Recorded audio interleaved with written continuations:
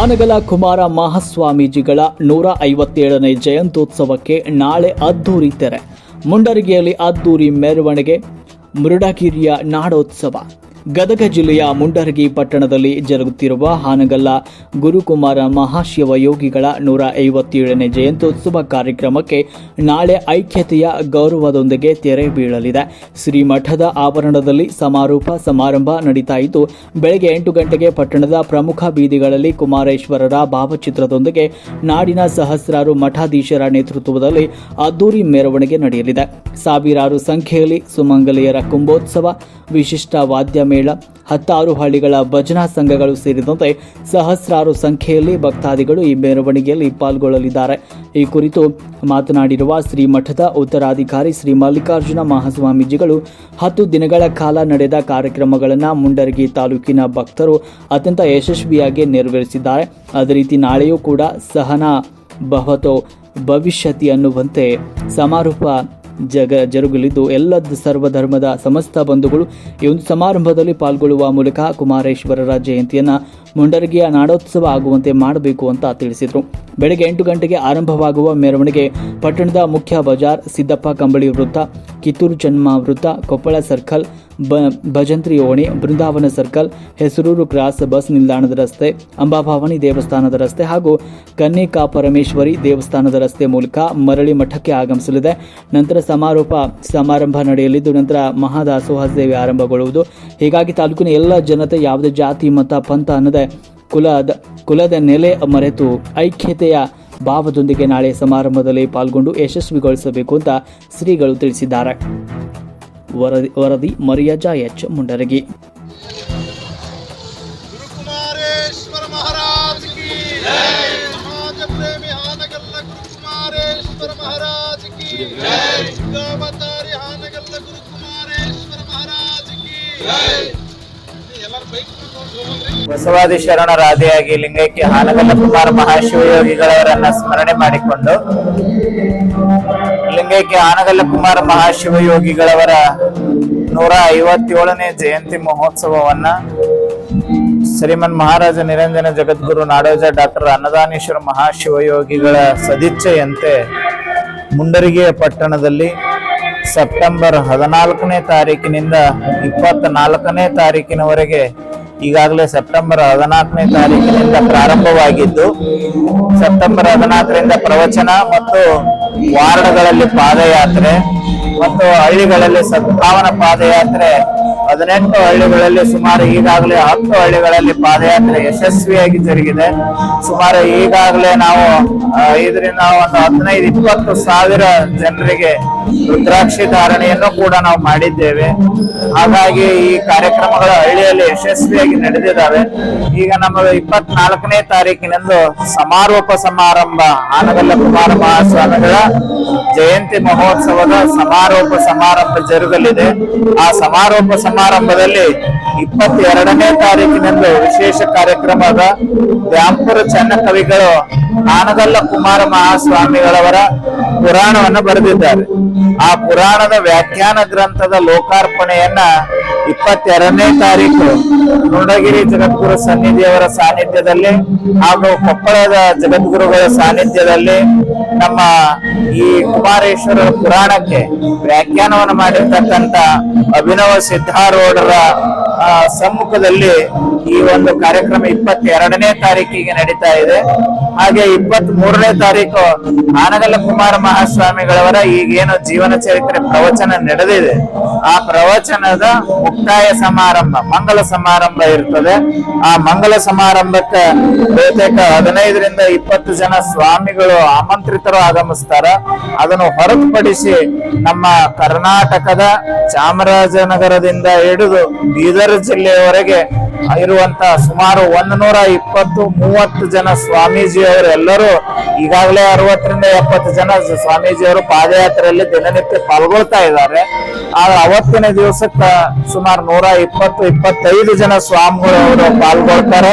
ಅವತ್ತಿನ ದಿನ ವಿಶೇಷವಾಗಿ ಗ್ರಂಥದ ಲೋಕಾರ್ಪಣೆನೂ ಇದೆ.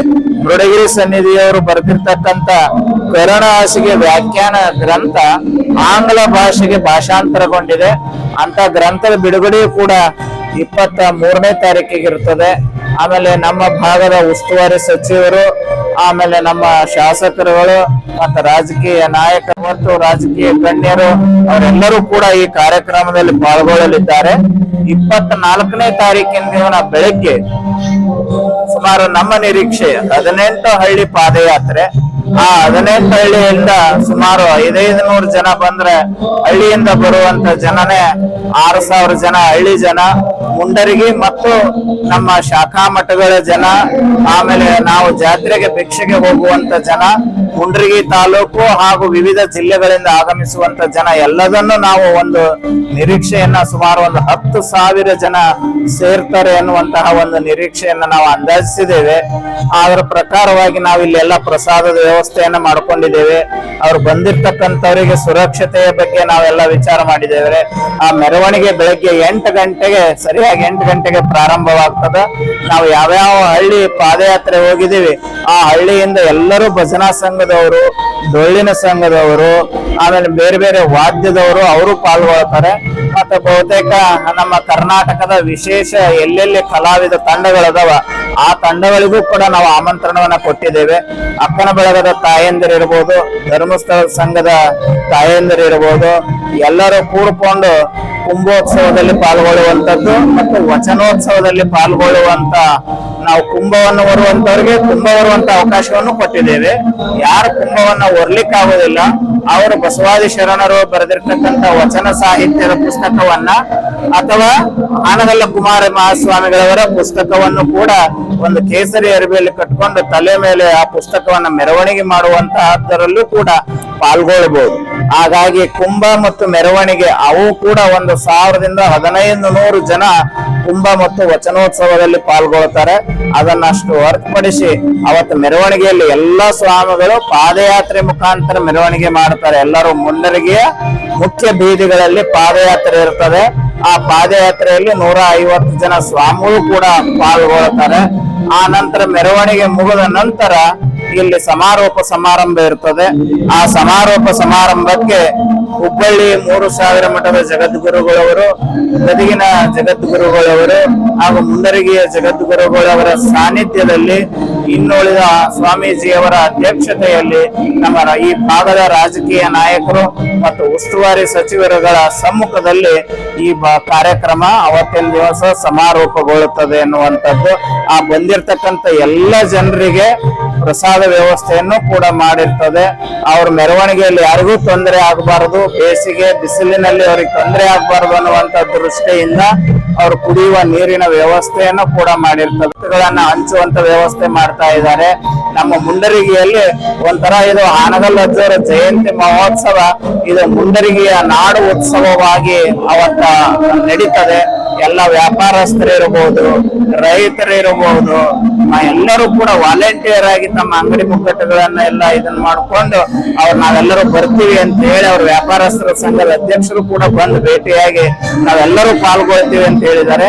ಯಾವುದೋ ಜಾತಿ ಮತ ಪಂಥ ಯಾವುದೂ ಇಲ್ಲಾರ್ದಾಗ ಇವನ್ ನಾವು ಪಾದಯಾತ್ರೆಯಲ್ಲಿ ಮುಸ್ಲಿಂ ಸಮಾಜದ ಜನರಿಂದ ಹಿಡಿದು ಎಲ್ಲರೂ ನಮ್ಮ ಪಾದಯಾತ್ರೆಯಲ್ಲಿ ಪಾಲ್ಗೊಂಡು ಯಶಸ್ವಿ ಮಾಡ್ತಾ ಇದ್ದಾರೆ.